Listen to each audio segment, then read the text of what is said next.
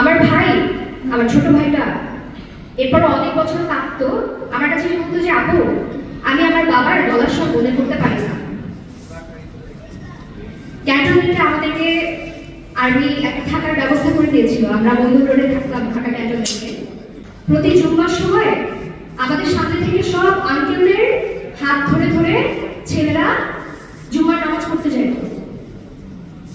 আমার ছোট ভাই যত বছর ক্ষুদ্র জীবনে যতটুকু সময় বাবাকে পেয়েছে, আমার ভাই কোনোদিনও আমার বাবার আঙ্গুলটা ছাড়তো না। আমার ভাই ওই ছোট ছোট পায়ে একটা জায়নামাজ নিয়ে একা একা প্রতি জুম্মার নামাজে, অন্য সময় তো যেতই, সবার মধ্যে থেকে ও একা একা একটা জায়নামাজ নিয়ে ও নামাজ পড়তে যেত।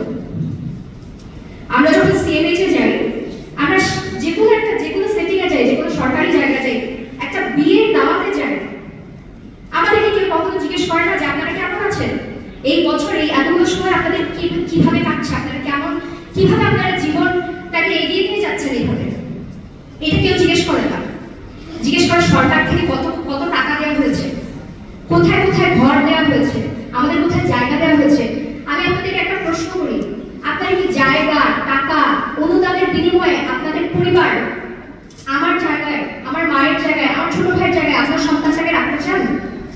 একজন সন্তান হিসেবে টাকা, অনুদান, জমি, যেগুলোর অধিকাংশ মিথ্যা, এগুলোর বিনিময়ে আপনারা চান আপনাদের বাবারা নৃশংসভাবে আনআর্ন মজলুম